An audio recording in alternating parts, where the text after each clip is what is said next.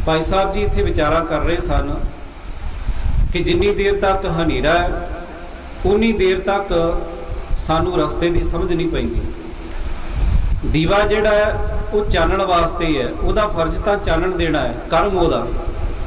पर जिथे उन्हें चानण देना नाल नाल हनेरी दे नाल टाकरा करना भी उहदे वास्ते एक चुनौती हुंदी है। अज सानू उन्ना खतरा बाहरलियां तो नहीं जिन्ना सानू अपनियां तो है। जिन्ना नुकसान साडे अपने कर रहे ने सिੱਖੀ बाणे दे विच शायद उन्ना दूसरा नुकसान नहीं करता, क्योंकि दूसरे की सानू पहचान है। सानू पता है जे उसने वार करना है तो उसका मुकाबला असीं किवें कर सकते हैं। पर जदों अपना घर दा जदों इस तरह कोई करदा है, मान लो कि बाहर का कोई दीवा बुझाउणा वे असीं बुझाउण नहीं देवांगे, पर घर विचों एक छोटा जिहा बच्चा जाके फूक मार दे फिर असीं की करांगे। जिन्ना खतरनाक अपना हुंदा है उन्ना दूसरा विरोधी नहीं जिसकी असीं पहचान कीती हुंदी है। अज जिहो जिहियां लिखतां ने, जो कुछ सुनाया जा रहा है, जो प्रचारिया जा रहा है, माफ़ करना उन्ना वो दुश्मन भी काम नहीं कर रहा जिन्ना साडे अपने कर रहे हैं। 4-5 साल पहलां दी गल है, मैं एक छोटी जी घटना कह के ते समाप्ति कर देनी है। लुधियाने का एक सज्जन है, वो गुरमत प्रचार प्रसार के नाम से बहुत सारिया किताबां फ्री वंडदा है, शाबदा ते वंडदा है। उसने अपना एक किता बना लिया होया, इधरों नकल मारी उधरों नकल मारी, 2-4 गल्लां इकट्ठियां कीतियां, किसी के नाम से पैसे लैके जे किसी ने 1000 कापी के पैसे दिते आ कि 100-200 वंड दी ते बाकी अपना जेब भर ली। उसने एक किताब लिखी तो वो महापुरखों दी कहानियां लिखियां गई, बाबा जी के कौतक दसे गए। एक वो गल लिखी, कहता कि पटियाले लागे बड़े महापुरख सन, वो बाबे बहुत पहुंचे हुए। तो घटना की लिखता अपने वालों तो वडियाई करता कि इन्हें वो बाबे वो महापुरख गुरु ग्रंथ साहब जी के नाल जुड़े हुए सी। कहते एक दिन बाबा जी नूं जदों दीवान समाप्त होया, संगतां आराम करन लग पईयां, बाबा जी नूं चैन ना आवे, उन्हां नूं नींद नहीं सी आ रही, बेचैनी बहुत ज़्यादा वध गई। बाबा जी फिर उठे, आण के सेवादारां नूं उठाया, संगतां नूं उठाया, चेले चापटे वो नाल लए, फिर दरबार हाल गए तो जाके कहन लगे कि जिस गुरु ग्रंथ साहब जी का हुणे असी सेवा संभाल की, दोबारा फिर प्रकाश किया जाए। कहते प्रकाश किया गया। बाबा जी ने एक एक अंक जिहड़ा साफ करदियां करदियां कहते बड़ा समा लगा, अजे अध कुछ पहुंचे सन तो 2 गुलाब दियां पंखड़ियां पत्तियां उहदे विचों निकलियां ते संगतां दे सामने कर दित्तियां कि वेखो गुरु ग्रंथ साहब जी दे अंदर ये फुੱਲ दियां 2 पंखड़ियां रह गईयां सन, इस करके मेरा जिहड़ा हिरदा वो टिका विच नहीं सी आ रहा।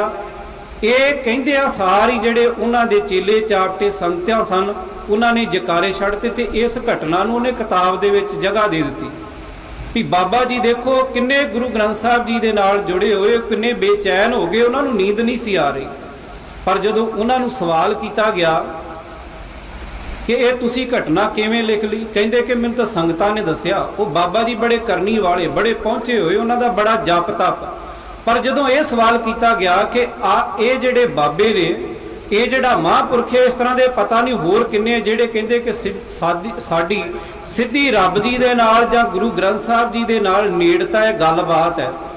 पर जदों उन्हां दे सामने ये सवाल रखिया गया, क्योंकि अज भी उही दिन चल रहे ने, लगभग यही समा सी कि जदों अकाल तख्त साहब नूं ढह ढेरी किया गया, गुरु ग्रंथ साहब के स्वरूप जिहड़े अगन भेट होए, इत्थों तक गुरु ग्रंथ साहब जी के स्वरूप दे विच गोलियां वजियां, छननी किया गया, उदों इस महापुरख दे कदे ढिड पीड़ नहीं हुई, कदे सिर पीड़ नहीं हुई, उदों ये बेचैन क्यों नहीं होया। तो कहण लगा फिर बाबा जी ने क्यों किया, की लोड़ पै गई सी। ये है इन्हां लोकां दे तरीके कि अपनी महिमा किवें फैलाउणी है, किवें अपना जस बनाउणा है, किवें अपने दर दे नाल लोकां नूं जोड़ना है, किवें अपनी पूजा करवाउणी है, किवें लोकां दे कोलों धन दौलत इकट्ठा करके ते आप सुख सहूलतां मानणीਆਂ ने। लोकां दा की है, लोग काम करन, लोग धुੱਪ दे विच खपण, लोग अपना पसीना वहाउण, असीं विहले बैठे इन्हां दी कमाई दे उत्ते ऐश करिए। ये केवल ते केवल इन्हां लोकां दा मकसद है। गुरु ग्रंथ साहब जी दे कोल बैठ के ये केवल अपनी दुकानदारी चलाउंदे ने। सतगुरु जी दा ये वाक उन्हां लोकां दे उपर ही ढुकदा है कि एक अपने सुआए आए बहें गुर आगै ज्यों बगल समाद लगाई है। जिमें एक बगला मानो कि अखां मीट के बैठा हुंदा, देखण नूं तां भी बड़ा सोहना लगदा, बड़ा चिट्टा, बड़ा खूबसूरत है। ठीक इसे तरह अजकल बहुत सारे दंभी पखंडी लोग ने जिहड़े आम संगतां नूं गुमराह करके ते केवल अपने दर नूं ही वड्डा कर रहे ने। बेनती है कि तुसी सुचेत होवो। ये जिहड़े सिੱਖੀ लहर दे तहत थां पुर थां जाके इस तरह के समागम किए जा रहे ने, इक्को एक मकसद है, केवल ते केवल गुरु ग्रंथ साहिब जी के अगे साडा सिर झुकना चाहिए।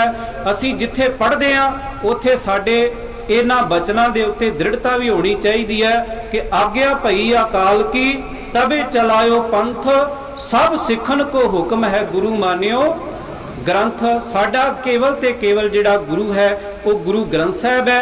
इत्थे ही साडा सिर झुकना चाहिए है।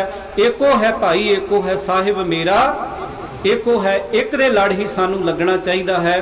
कोटानकोट शुक्र है धन धन साहिब श्री गुरु ग्रंथ साहिब महाराज जी का, जिन्हां दी किरपा सदका और प्रबंधकां दे संगतां दे सहयोग दे नाल उद्यम उपराले दे नाल अज दे सिੱਖੀ लहर दे तहत इस स्थान दे उत्ते समागम हुए ने। बहुत धन्यवाद है आप समूह आई संगत दा, सिੱਖੀ लहर दी समुची टीम वालों। ते असीं ये यतन करांगे कि गाहे बगाहे अगे तो भी इस तरह के इस इलाके दे विच समागम हुंदे रहण। असीं आप बाणी नूं पढ़ीए, आप इतिहास नूं जाणू होईए, आप सिख रहत मर्यादा के अनुसार अपने सारे कर्म करिए। गुरुद्वारियां दे अंदर ये जिहड़ी मर्यादा है वो लागू होनी चाहिए है। किसी एक बंदे की बनाई हुई इस एक व्यक्ति वालों कोई तैयार किया होया जिहड़ा ढांचा है उहदे अनुसार ना चलिए। साडी अपनी एक अलग सोच है, वो गुरु अनुसारी होनी चाहिए है। असी किसी दे गुलाम ना बनीए। सिख हमेशा आज़ाद है, आज़ाद रहना चाहिए है, अणख वाला जीवन होना चाहिए है। मान दे नाल सानू संसार दे अंदर चलना चाहिए है। ते जिहड़े नौजवान ने उन्हां नूं भी बेनती है कि तुहाडा जिहड़ा विरसा है बहुत अमीर है, इन्हां नशियां दा त्याग करो। एवें गंदे मंदे जिहड़े गीत ने उन्हां नूं छड्ड के गुरबाणी नूं पढ़ो, अपने विरसे दे उत्ते मान करो। तां ही साडे ये कीते होए समागम ते ये साडे बोल ने जिहड़े वो तां ही सार्थक होणगे कि लोक सुखीए परलोक सुहेले, नानक हर प्रभ आपे मेले।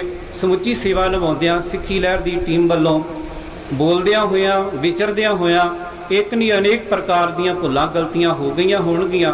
सतगुर जी अगे तो समत बख्शिश करन।